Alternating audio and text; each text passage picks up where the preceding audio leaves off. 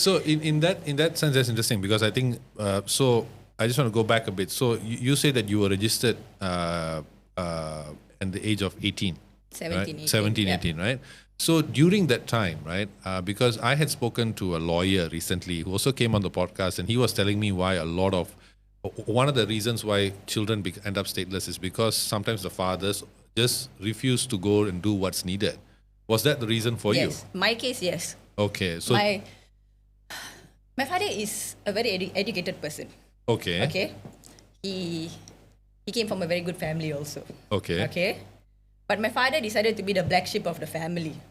okay, Okay, so being a black sheep of the family, so I guess and also my father is a very proud person.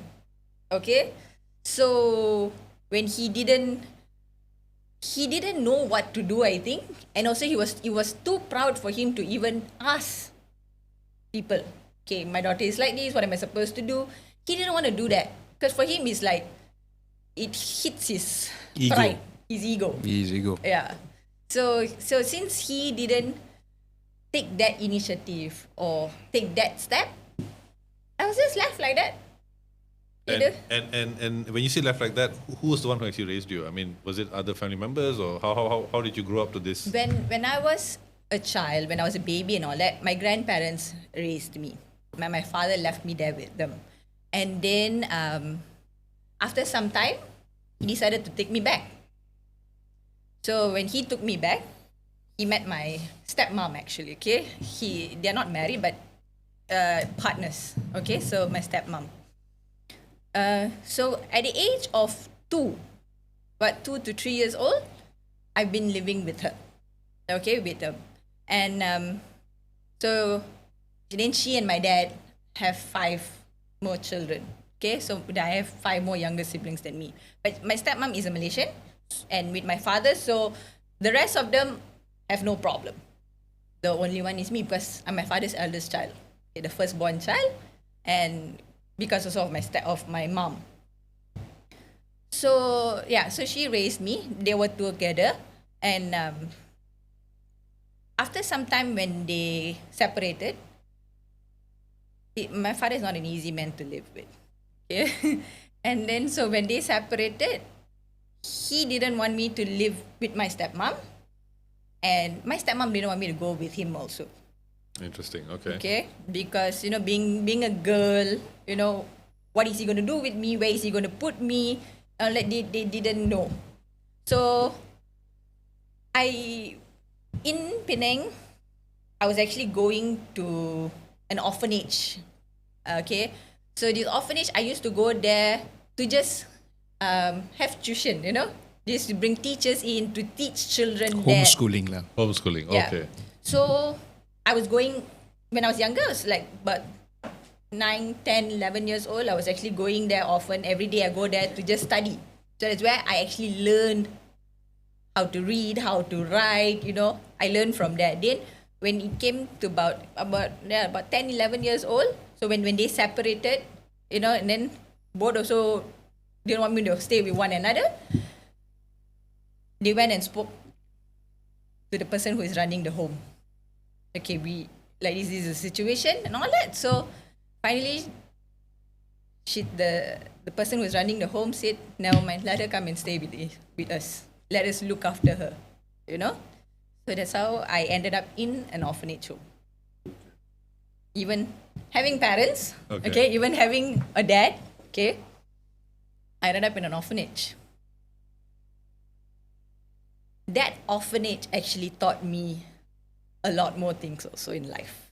Okay. How to appreciate life, being in an orphanage, they taught me skills, how to I was the first one to learn how to use the computer in the home, So, and then life skills, they started teaching us life skills.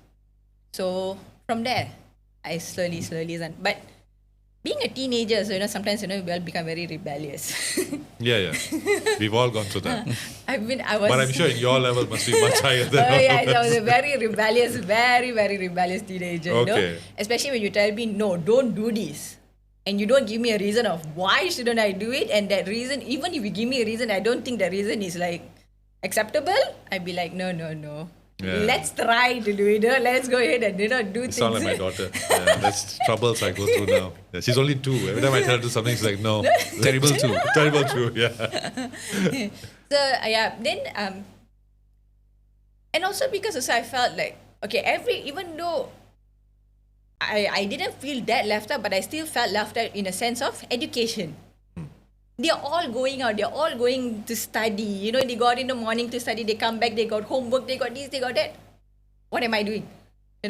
So I felt that like that's when I think I also started becoming quite rebellious. Because everybody has something to do. What am I doing? I got nothing to do besides than whatever I'm learning. Little bit there, and all that. But everybody has like. Okay, you wake up in the morning, you go to school, you got this time there, you come back home, you do this, they have that, but I don't. So when that happened, behind of your mind, you will start having all kinds of thoughts, If they get to do this, why don't I get to do this? So what am I going to do? So at a certain point, I left the home.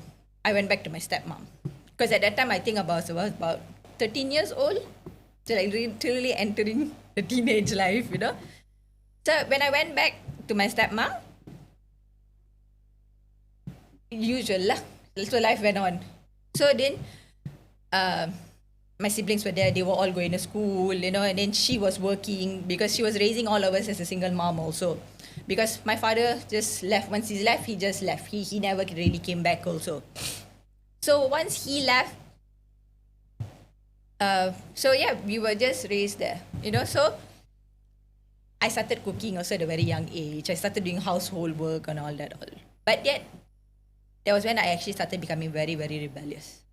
I started going out from the house in the middle of the night, joining friends, So it all started from there. Okay. Yeah, I've done that too. Snuck out the house, yes.